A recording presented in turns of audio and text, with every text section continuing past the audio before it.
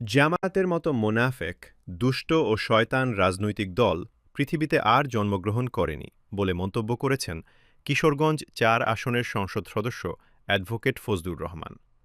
সাম্প্রতিক এক রাজনৈতিক সভায় বক্তব্য দেওয়ার সময় তিনি বাংলাদেশ জামায়াতে ইসলামীকে লক্ষ্য করে এই তীব্র আক্রমণাত্মক মন্তব্য করেন।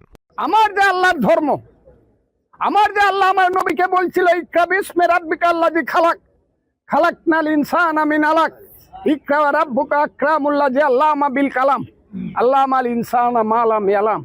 ওই যে আমার নবীর উপরে আল্লাহ কোরআন নাজিল করছে, আমার কোরআনের যে ইসলাম ধর্ম, সেই ধর্ম আজকে জামাতে ইসলাম নামে একটা রাজনৈতিক দল, এদের চেয়ে দুষ্ট, এদের চেয়ে শয়তান, এদের চেয়ে মুনাফেক এই পৃথিবীতে কোনো রাজনৈতিক দল জন্মগ্রহণ করছে না।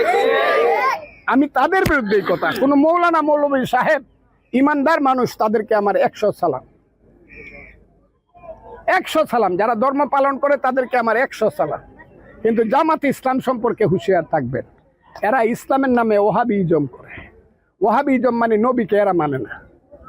আপনারা বলেন তো, আল্লাহর কোন মানুষ আল্লাহকে মানে কিন্তু নবীকে মানে না, এমন মানুষ আছে নাকি? আছে। কিন্তু জামাতে ইসলাম বলে আল্লাহ আছে, কিন্তু নবী আমাদের ভাইয়ের মতোই, আমাদের মতোই। কথাটা কি বুঝছেন আপনারা? আমি চ্যালেঞ্জ করে গেলাম কথাটা। সেই জামাতে ইসলাম যারা আমার নবীকে বড় ভাই বলে, এদেরকে বলা হয় ওহাবি, এদেরকে বলা হয় সালাফি। আপনারা এদের সম্পর্কে সাবধান থাকবেন।